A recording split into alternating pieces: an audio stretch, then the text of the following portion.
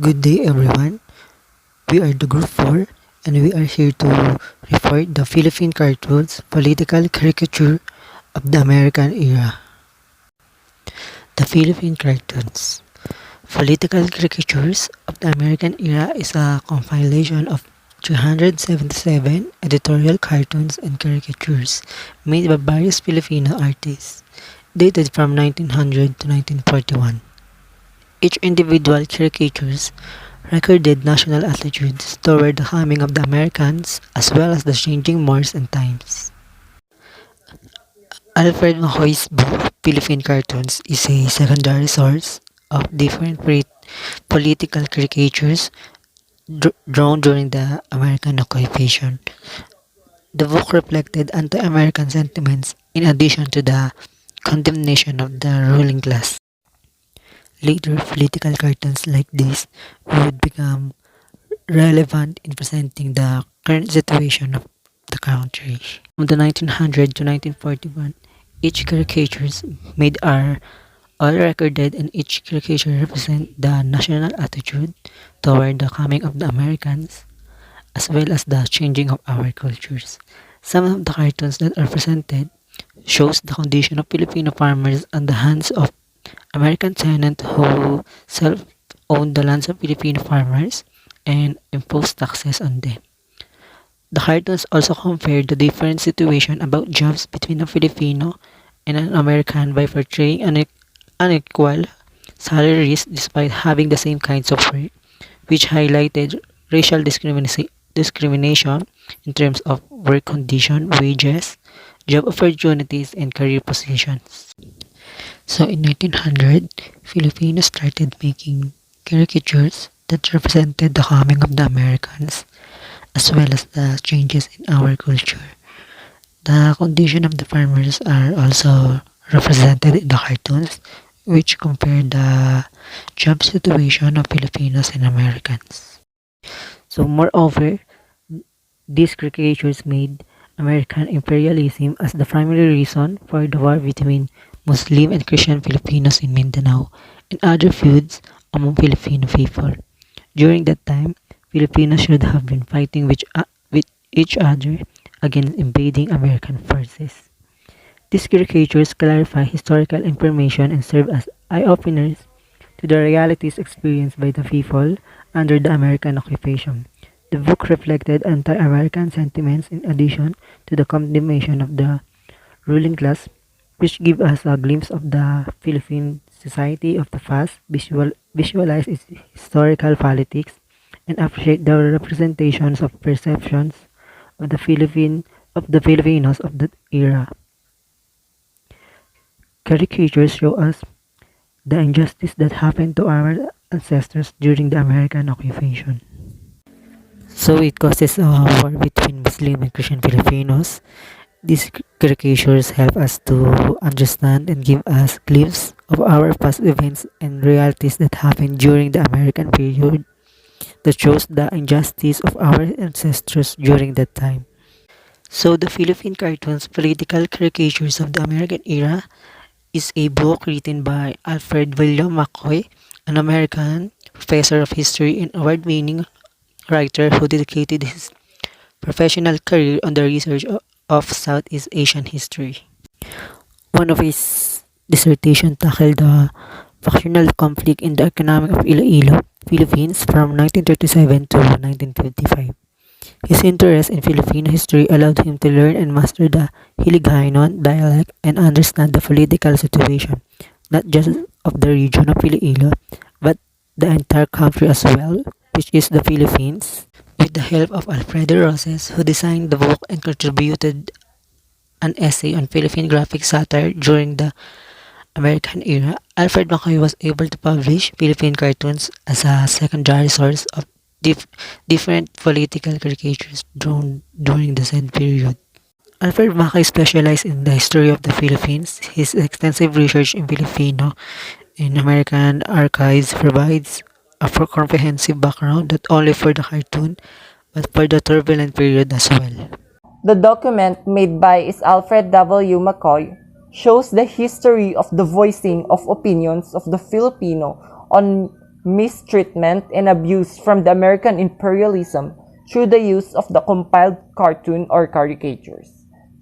The author of the document, Philippine Cartoons, Political Caricatures of the American Era, writes the heartbreaking truth and explanations to the caricatures and the American era. Thus, the author conveys the wrongdoings that the American imperialism's reign made as well as the issues or struggles it caused mainly for the Filipino people. During the American occupation of the Philippines, Alfred W. McCoy, together with Alfredo R. Roses, created a document, example Philippine Cartoons, Political Caricature of the American Era, 1900s to 1941, that shows the importance of caricatures to the people.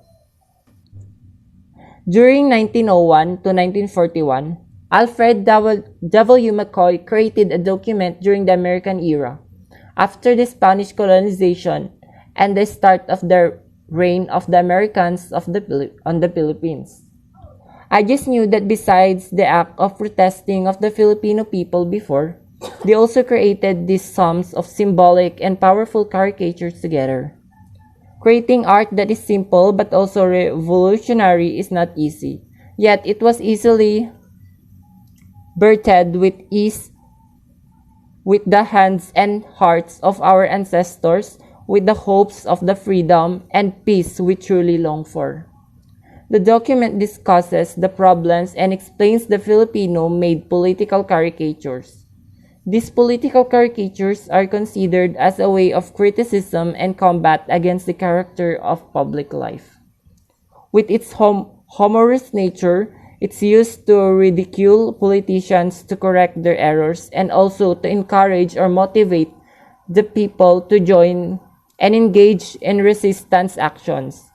With this, it helped the Filipino people of history to unite and resist wrong and corrupt leaders. Well, Filipino political cartoons gained full expression during the American era. Philippine artists recorded national attitudes toward the coming of the Americans as well as the changing mores and times. About 377 cartoons compiled in the book Political Caricature of the American Era, 1900s to 41 by historian Alfred W. McCoy speak for themselves. Here are some examples of Alfred McCoy and Alejandro Roses. Number 1 is the Police Force Bride. Well, this cartoon depicts the first of Manila's periodic police scandals.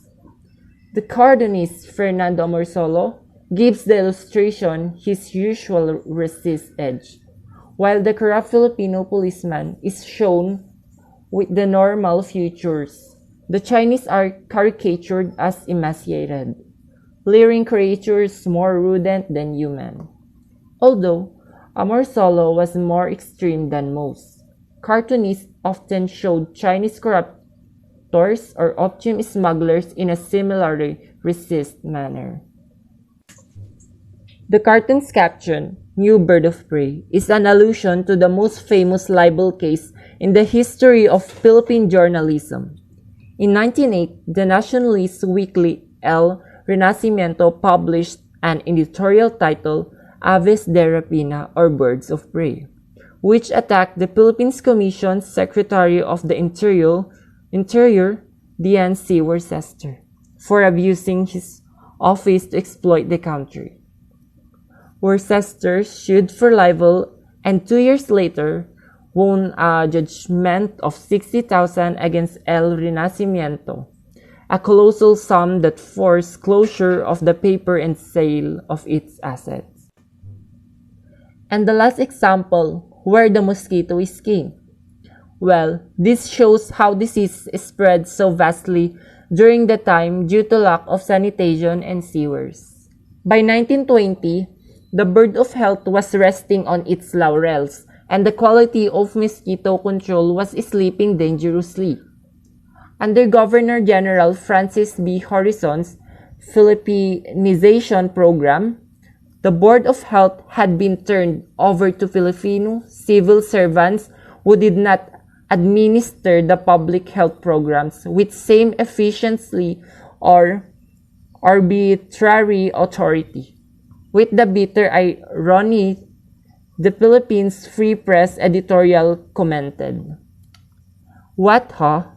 Manila, the Pearl of the Orient, the best government city in the Far East, the newfound Garden of Eden. What's happened to this city anyway?" Aforetime, a mosquito was almost as rare as the dodo. But now there are mosquitoes everywhere. Their name is Legion. Vampires they are, turning our former delectable and ambrosial nights into hells of torment and nightmares of unrest. What's going to be done about it? How long is our municipal board going to emulate Rip Van Winkle?